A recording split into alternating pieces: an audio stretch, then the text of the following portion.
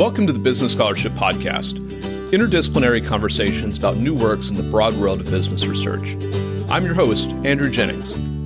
If you like what you hear today, please consider subscribing to the podcast or sharing with others who might like it too. And if you have ideas for future episodes, let me know. My email address is andrew@andrewkjennings.com, and I look forward to hearing from you.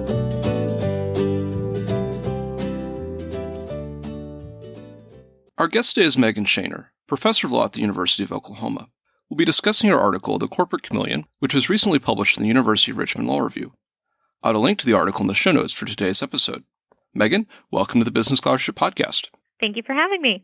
Megan, your article is about a challenge that we sometimes face in corporate law, which is identifying who the corporation's officers are. Before we get into the meat and bones of your article, could you maybe discuss a little bit what role do officers play in a firm's internal governance? Why is their role or maybe their identity a little bit more ambiguous than some of the other governance actors? Sure. The traditional corporate form is based on three distinct actors: the directors, stockholders, and officers. Focusing in on the officers, well, as a formal legal matter, the board of directors is traditionally described as the focal point of corporate power. Its actual role in corporate decision-making is much more modest. It's really the officers of the corporation that largely shoulder the majority of the decision-making duties, and they're the ones that are managing the day-to-day affairs of the corporation. So, consistently noted in both the literature and cases, in the modern public corporation, directors select senior officers and then essentially step aside, really intervening only in times of crisis or in very large issues such as a merger or major refinancing. And so officers, in particular senior executive officers, have vast amounts of power and discretion in running public corporations. When you look at the state statutes and the case law, however, officers get very little attention. So state corporate codes make clear the identities of directors and the stockholders, even providing for quick access to the courts to determine any disputes regarding who occupies those particular roles. Directors, for instance, are tied to a very specific election or appointment process that's set forth in statute. Stockholder status is tied to ownership of stock, and there's a lot of record keeping surrounding who is a stockholder. But guidance on the role or identification of officers, on the other hand, is almost absent in the statutes. So historically, when you look at corporate codes, those statutes identified a handful of officers that every corporation should, and in some cases must have. These included roles like the president, secretary, treasurer. But over the years, the adoption of statutory reforms largely stripped out all references to any particular office or title. So while corporate statutes contemplate a distinct officer category, they now refrain from articulating that role with any type of specificity. So, for example, if you look at Section 142 of the Delaware General Corporation Law, it states that every corporation organized under the chapter shall have such officers with such titles and duties as shall be stated in the bylaws or resolution of the board. But that's as far as it goes. It doesn't provide any specificity beyond that. So really, corporate statutes today leave it up to the corporations to specify the officer role. But when you look at the corporations themselves, they've largely refrained from clarifying the term officer at all. So there was a recent article in 2019 that found that the bylaws of the 50 largest U.S. public corporations provide very little information about officers or their duties beyond basic boilerplate provisions, largely mimicking that statutory language I told you about. And in connection with my own research for this article, I looked at the charter and bylaws of the Fortune 100 companies, and there was very little information in them or specificity about who was or was not an officer. There wasn't really any information to help you identify who would be an officer as corporate law envisions that role. And then what further complicates the task of identifying which individuals are officers is that over the years, corporations have kind of muddied the definitional waters through fashioning officer titles in lots of different ways. They give titles to countless people, many of whom lack traditional officer responsibilities and authority. So, for example, in the paper I point out, Stonyfield Farm CEO's official title was CEO. It was reported Steve Jobs' officer title at Apple was the iCEO. Twitter CFO was the corporation's president of revenue. So even a prominent treatise on corporate law has pointed out that under the statute, a corporation doesn't have to have a president or vice president. It even tees up that a corporation could have a czar or a potentate, a record keeper. Really, you could be as creative as you want in naming these individuals. So what we see is officers aren't fungible across corporations in the same way that directors are, which can cause a lot of confusion. Plus, when you can give officer titles to really anyone, whether or not they actually take on officer responsibility, it means that corporate law has kind of developed in such a way that identifying the officers of a corporation for corporate law, for legal purposes, is more challenging really than it has ever been before. So this has been a challenge for corporate law. What are the approaches for determining who is and is not an officer? Is there an objective test where there is a list of titles, even if we might have some kind of titles that you mentioned where folks with these titles are presumptively officers, or is it more subjective or function-based? How do courts address that? It really varies, which is what causes part of the problem. So courts have employed lots of different approaches in interpreting statutes or organizational documents' use of officer and trying to determine officer status for a particular individual. The differing approaches have been described more broadly as the legal officers versus traditional officers debate.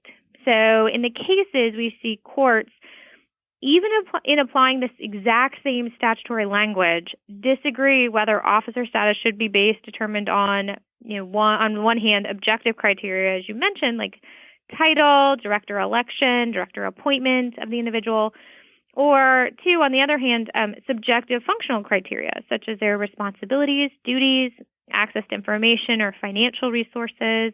And so the court's decisions can be kind of summarized as following in one of three buckets, one of three basic approaches. The first test really heavily relies on the objective approach. It focuses solely on title of the individual at issue.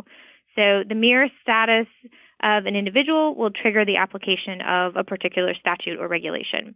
Advocates of the objective legal approach to defining officer point out that it provides clear guidance to market actors as to whether or not they would be classified legally as an officer. On the other hand of the spectrum, though, some courts apply almost purely subjective approach. They look beyond the individual's title to his or her job duties. They look at access to information, authority to influence corporate affairs and decision-making. These courts reason that a more functional analysis for determining officer status will further the purpose and goals of the statute that they're analyzing. Moreover, courts that employ the objective, more pragmatic approach push back on the objective, title-focused approach as akin to a strict liability approach and point out that the objective approach places a lot of responsibility for meticulous observance of the provision upon the shoulders of an insider, and that he or she, the individual, must bear the risk of any inadvertent miscalculation or mistitling. So being given a title by a corporation could automatically trigger all of this liability, and it really, the burden would fall on the individual to either reject the title or be aware of that liability that will attach with the title. Then we get a few cases actually kind of fall in the middle, so drawing from both the objective and the subjective approaches. A third option that has been used from time to time and sometimes is called the title with exception analysis, provides that an individual's title would create a presumption of officer status, which could then be rebutted upon showing that the functionality of the individuals and they were not in a position to influence corporate decision-making or have access to confidential information, that they were really it was a hollow title, and then they could avoid officer status by rebutting that presumption. The other thing you see in the cases, too, is kind of on top of these different approaches, you also see courts interpreting officer status shift depending on a particular section of a statute at issue and the policy or purpose behind that statute. Even if the statute doesn't say the definition of officer, the use of officer isn't intended to shift from provision to provision, we see courts giving officer a definitional fluidity across statutory provisions based on the purpose. And so even within a statutory scheme, we see courts shift their approach based on other objectives or criteria, even if the statute doesn't indicate that was intended. And even we see following some, especially we see this in the securities context, where there have been some statutory amendments to help resolve the differing approaches that courts have been applying, the degree to which function versus title should be considered by the courts is still not entirely clear. So we still get differing approaches really depending on the jurisdiction you're in. So it sounds like we get different approaches depending on the jurisdiction we're in. And are there distinctions that come up between different substantive areas of law? Is this primarily a challenge facing corporate law, or do we see it in other domains as well? Well, in the paper, I really focused in on corporate law. I think it's a huge problem for corporate law, but it pervades other areas of the law. And so defining officer is not technically within the province of corporate law, but corporate law plays a really important role in how other areas of state or federal law determine officer status. So in the paper, I point out federal securities law, bankruptcy law, and jurisdictional statutes all specifically take into account the corporate officer position in their rules and regulations. And officer status, it also gets described as insider status, comes with additional liabilities for certain types of payment or compensation. Additional disclosure requirements may attach to these individuals. Jurisdiction may attach to these individuals because of officer status. Each of these different areas of the law define officer in slightly different terms. Some statutes take a more formulaic approach, focusing really in on the titles of the individuals within the corporate enterprise for purposes of how they define officer. Some of the statutes look to compensation as an indicator of officer status, that the more highly compensated individuals would be those types of officers that the statute is intended to address. Other statutory provisions include a more substantive catch-all provision that's really intended to pick up individuals who are functional equivalents of titled officers, so really keying in on the kind of the subjective approach in identifying officers. And then we see other references to the officer position without providing a specific definition at all. Some areas in bankruptcy law reference officers, corporate officers, as insiders, but don't tie a really specific definition of officer in its statute. And then when you look at how courts are interpreting and applying the different definitions, there's considerable disagreement over the proper identification of persons occupying this role within each of these areas and across the areas as they kind of look to each other for help in determining who should or shouldn't be an officer. But the reason at the start of this question that I said, who an officer is, to a degree, is within the province of corporate law, or that's where we should start in addressing this question, is because courts in other areas, when they're looking at federal securities statutes and rules and regulations, or bankruptcy law or jurisdictional statutes, courts will frequently look to the state corporate code and case law for guidance. And so in the bankruptcy context, for example, courts have specifically noted the absence of guidance under the relevant state corporate code on the issue of who is an officer. And they point out it's problematic for its analysis. And so how state corporate law defines officer serves as sort of a north star for courts in analyzing officer status in other areas of the law, even where those other areas have a specific statute that attempts to define officer. Frequently, the courts are looking to state corporate law to help provide guidance. And so the lack of guidance at the state corporate law level has resulted in definitional fluidity within disciplines and across disciplines in trying to identify who really are the officers of a corporation. The result is that the same individual could move in and out of officer status in a chameleon-like fashion depending on the legal context and jurisdiction in which he or she is operating. They could have the same job description and for one issue be a corporate officer and for another issue of the law not be one. And so there's not really uniformity in how we view these individuals under the law. In your article, you propose a definition or approach for bringing greater clarity to identifying who a corporation's officers are. How does that definition or approach work, and how does it fill some of the gaps that you've talked about in this paper? Yeah, so one important consideration I note kind of at the outset in trying to figure out a good solution is that unlike what we see in jurisdictional statutes or in the ALI, Principles of Corporate Governance, state corporate statutes do not employ different types of officers like these other resources do. They don't make distinctions within the category of officer, such as executive officer or senior executive officer. So in my paper, what I do is I attempt to work within positive law. So I'm crafting a definition for officer that needs to be flexible enough to encompass all of the different references to and uses of officer within corporate statutes as they're currently drafted. And so this consideration counsels in favor of using a more subjective as opposed to objective approach. And so then the next step in the paper is I propose focusing in on a prototype-centered approach to determine an individual's officer status. So a prototype-centered category may be defined through identification of one or more prototypes, an example of what the category most obviously includes, or alternatively, it can be based on some number of features generally common to the prototype. And so the prototype-centered model of category is often used in creating and applying legal principles, and it's particularly well suited to define the scope of a legal category when the law uses a term from ordinary language, such as officer. Prototype-centered categories are particularly useful. So for most words, terms, and concepts, we quickly recognize some clear examples, but we can also readily imagine cases that are murkier. And so the obvious instances will represent the category's core. The more questionable ones are at the category's penumbra, and so those common characteristics can be very useful. So when we think about officers, applying this to officers, members of the C-suite, like the CEO, CFO, and COO, represent the core of the officer category, while roles such as vice president, vice secretary, vice treasurer are more attenuated and raise more questions as to true legal officer status. So these penumbra officers are where the definition of officer is most needed, and that's where we will see them do the most work. The prototype-centered definition for officers that I lay out incorporates both the objective and subjective components of officer status.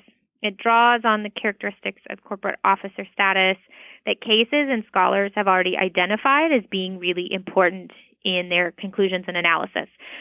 So these include things like the title given to an individual, also articulation of the office held in the corporation's governing documents. So to the extent the charter or bylaws articulate a particular office and describe the individual who will occupy that. Another characteristic to look at is whether the individual was appointed or elected by the board or an officer with a board-delegated appointment authority. Also, industry custom or standards can be a really important factor to look at.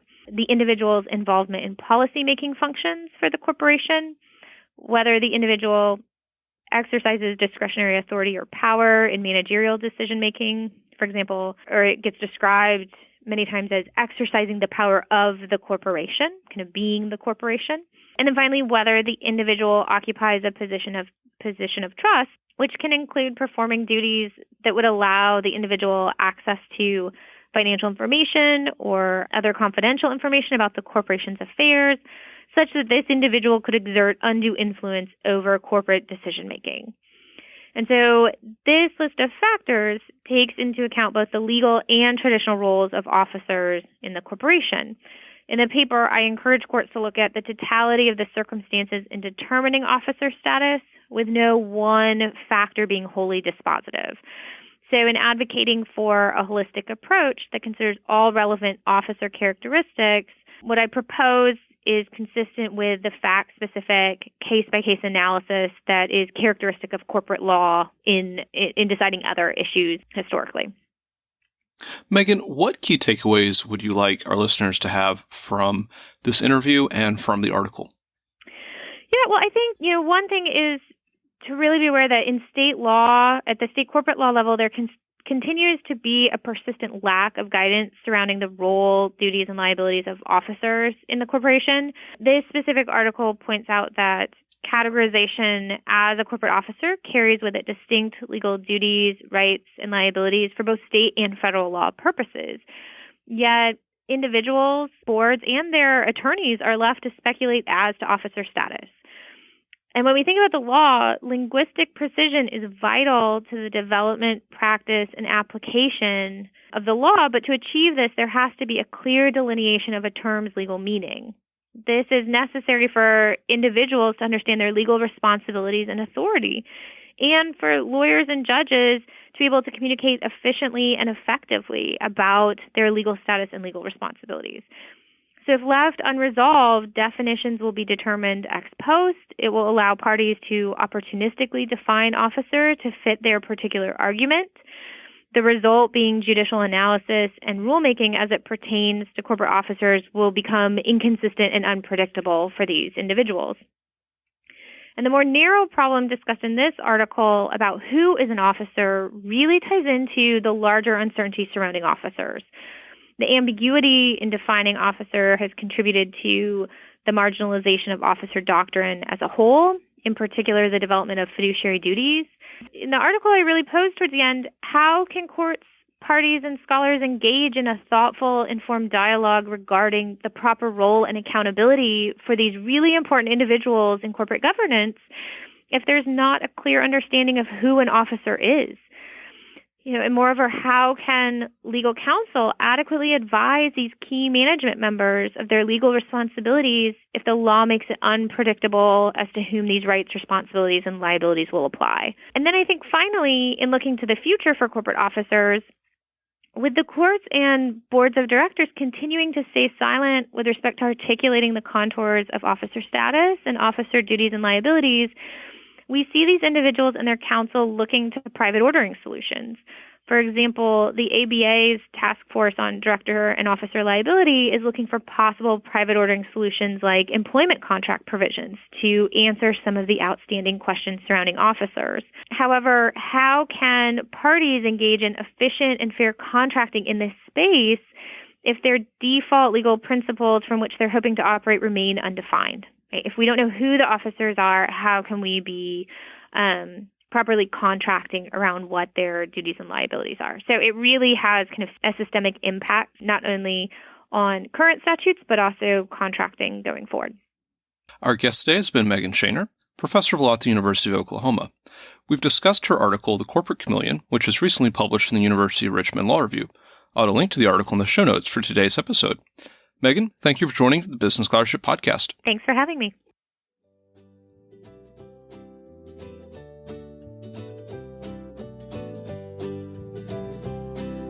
Thank you for listening to another episode of the Business Scholarship Podcast. If you like what you heard, please consider subscribing to the podcast or leaving a rating on your favorite podcast app, or let other people know about it too. If you have suggestions for future episodes, please let me know. My email address is andrew@andrewkjennings.com, and I look forward to hearing from you. Until the next time, I'm your host, Andrew Jennings.